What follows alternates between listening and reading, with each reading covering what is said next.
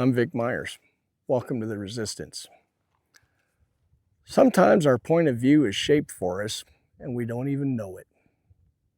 I'm going to give you a historical example and then relate it to what's happening in Venezuela today. First, I'm going to show you a colorized picture that was taken in the 1940s. If you would, I want you to look at it and see if you can guess where it was taken. Did you guess Texas? That'd be reasonable. I mean, there's a sign there that says Texas, and definitely looks like it could have been taken in a Texas small town. That picture was taken in Iran. Isn't it curious how it doesn't match up with what we've been taught for generations about what kind of a country Iran is? Iran was once one of the greatest intellectual centers of the world. When much of Europe was illiterate, scholars traveled to Persia to study medicine, mathematics, philosophy, science. Avicenna wrote a medical text that Europe used for centuries. Al-Khwarizmi gave us algebra. Omar Khayyam advanced geometry and wrote poetry that's still read today. Muslims, Jews, Christians, and older religions lived and studied side by side. This isn't the Iran we were taught about growing up. We were taught they were all a bunch of religious zealots. We were never shown the real Iran. Why? As recently as 1953, they had a democratically elected parliament and prime minister, an independent press, political parties. They also had oil, and most of the profits from that oil had always gone to foreigners more than to Iran.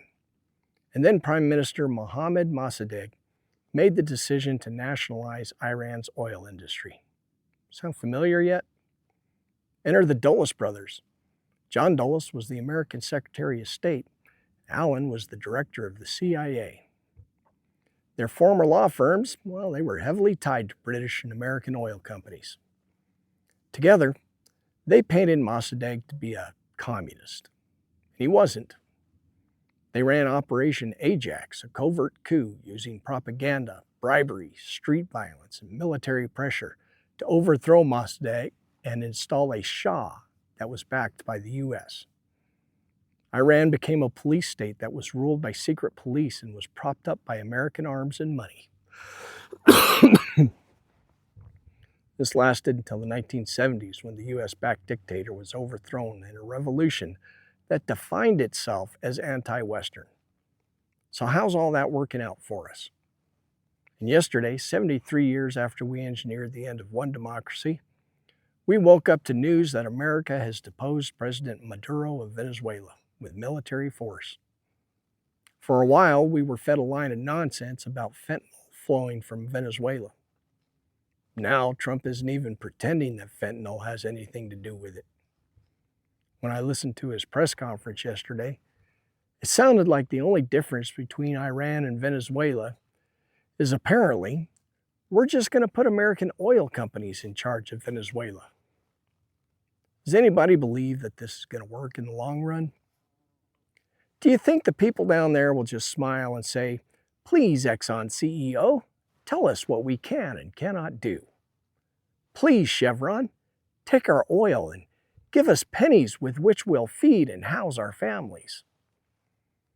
We're going into Venezuela uninvited and imposing American oil company power. We removed the leader, but we didn't remove the people he leads. There's factions in Venezuela just like any other country, and they'll fight for their country just like we would fight invaders here.